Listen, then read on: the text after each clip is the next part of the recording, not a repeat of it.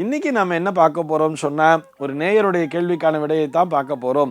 இந்த நேயர் என்ன கேட்டிருக்காரு சொல்லி பார்த்தோம்னா, நான் வசிக்கும் வெளிநாட்டில் சுத்தமான பசும்பால் கிடைப்பதில்லை. இந்த நிலையிலே எதனை கொண்டு சுவாமிக்கு அபிஷேகம் செய்வது? பாக்கெட் பாலில் அபிஷேகம் செய்வது என்பது ஏற்புடையதா என்பதுதான் அவருடைய கேள்வியாக அமைந்திருக்கிறது. இது அவர் வெளிநாட்டில் வசிக்கிறதா சொல்லியிருக்கார். அந்த ஊரில் பசும்பால் கிடைக்கலங்கிற மாதிரி சொல்லியிருக்கார். இது இந்த ஊரிலும் அப்படித்தானே இருக்கிறது. நம்ம ஊரில் கூட சுத்தமான பசும்பால் கிடைக்கிறதுங்கிறது ரொம்ப அபூர்வமாயிடுச்சு. அதனால் இதை பார்க்கணுங்கிற அவசியம் இல்லை என்று தான் அவருக்கு நேரடியாக விடையளிக்க வேண்டும்.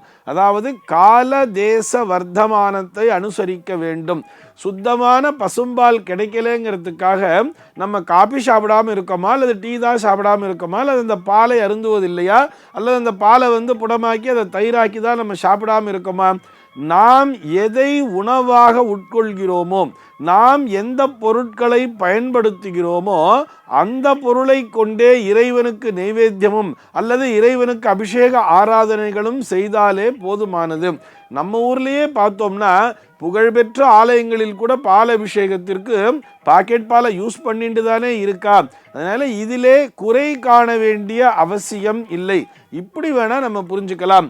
பசும்பால் என்பது மிகவும் உசத்தி, மிகவும் சிரேஷ்டம். அது கூட சுவாமி அபிஷேகத்துக்கு எப்படி தெரியுமா சொல்றது?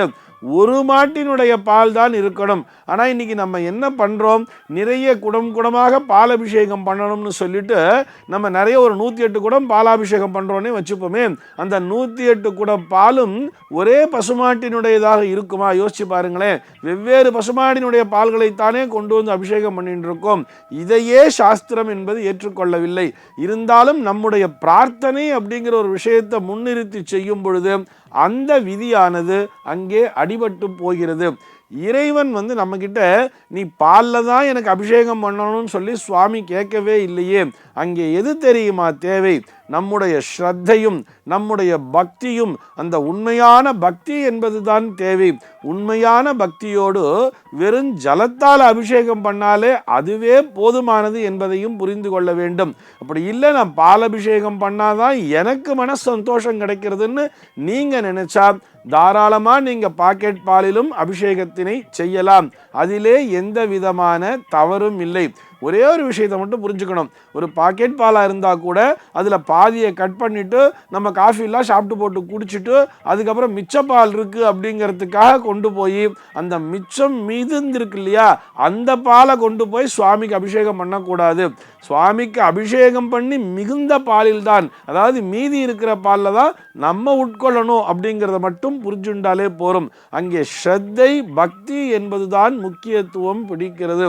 வெறும் ஜலத்தால் அபிஷேகம் பண்ணாலே போரும். எனக்கு பால் பாக்கெட் பாலில் பண்ணுறதுக்கு என்னுடைய மனசு ஏற்றுக்கலை சார் அப்படின்னு நினச்சா நீங்கள் பன்னீர் அபிஷேகம் பண்ணலாம், அல்லது சந்தன அபிஷேகம் பண்ணலாம். இப்போது இந்த சந்தன அபிஷேகம் பண்ணலாம்னு சொல்லும்பொழுது இங்கே ஒரு பாயிண்ட்டை யோசிச்சு பாருங்களேன். சந்தனம் என்பது இன்னைக்கு எப்படி கிடைக்கிறது? ஏதோ ஒரு வில்லையில் அல்லது ஒரு பவுடரில் கிடைக்கிறது. இது அத்தனையுமே சுத்தமான சந்தனமாக இருக்குமா? யோசிச்சு பாருங்களேன். இதுவே சுத்தமான சந்தனமே கிடையாது. நம்ம அபிஷேகம் பண்ணுறோம் இல்லையா, அது சுத்தமான சந்தனம் இல்லைன்னு எடுத்துக்க முடியாது. சுத்தமான சந்தனம் என்பது என்ன தெரியுமா? ஒரு பெரிய அந்த பலகையை வச்சு, அதாவது ஒரு கட்டை மாதிரி இருக்கும், ஒரு கல் மாதிரி, அந்த கல்லை வச்சு அதில் சந்தன கட்டையை கொண்டு அரைக்க வேண்டும்னு சொல்கிறது. நல்ல இவ்வளோ நிலத்துக்கு சந்தன கட்டையை வச்சுருப்பா, ஜலத்தை தெளித்து நல்லா சந்தன கட்டையை அரைச்சு அரைச்சு அரைச்சு அரைச்சு அரைச்சு அதிலிருந்து எடுக்கப்பட்ட சந்தனத்தை தான் இறைவனுக்கு அபிஷேகம் செய்ய வேண்டும். ஆனால் இன்னைக்கு நம்ம அப்படியா பண்றோம்? அந்த மாதிரி சொன்னா யாருமே அந்த அபிஷேகமே பண்ண மாட்டாளே. நம்மில் பலருக்கும் அந்த மாதிரி ஒரு சந்தனக்கட்டை இருக்கிற விஷயமே நமக்கு தெரியாது. ஆக சந்தனக்கட்டையை அரைத்துத்தான் சந்தனாபிஷேகம் செய்ய வேண்டும் என்று விதிமுறை என்பது இருக்கிறது. அது மிகவும் வசத்தி அப்படின்னு சொல்றார். அதே மாதிரி தான் இதுவும். பசும்பாலிலே அபிஷேகம் செய்யும் பொழுது அது நல்ல பலனை தருகிறது. அதுதான் சிரேஷ்டம் அப்படின்னு சொல்றார். அதே நேரத்தில் அது கிடைக்காத பட்சத்திலே அந்த பசும்பாலுக்கு பர்த்தி, அந்த இடத்துல நம்ம எதை பிளேஸ் பண்ணியிருக்கோமோ, அந்த பசும்பாலினுடைய இடத்துல நம்ம எதை ரீப்ளேஸ் பண்ணியிருக்கோம், ஒரு பாக்கெட் பால்ங்கிறத ரீப்ளேஸ் பண்ணி அதைத்தானே நம்ம சாப்பிட்றோம். அதுவே இறைவன் அருளால் நமக்கு கிடைக்கின்ற ஒரு விஷயம்தானே. ஆக இறைவன் அருளால்தான் நாம் உட்கொள்கின்ற அனைத்து தின்பண்டங்களுமே நமக்கு கிடைக்கிறது எனும் பொழுது அதே பொருளை கொண்டு சுவாமிக்கு நைவேத்தியம் செய்வதிலோ அல்லது அவருக்கு அபிஷேகம் செய்வதிலோ எந்த விதமான தவறும் இல்லை. ஆக உங்களுக்கு பசும்பால் கிடைக்காத பட்சத்திலே நீங்கள் தாராளமாக பாக்கெட் பாலினால் இறைவனுக்கு அபிஷேகத்தினை செய்யலாம். இதிலே எந்த விதமான சந்தேகமும் இல்லை. சர்வே ஜனாஹ சுகினோ பவந்து.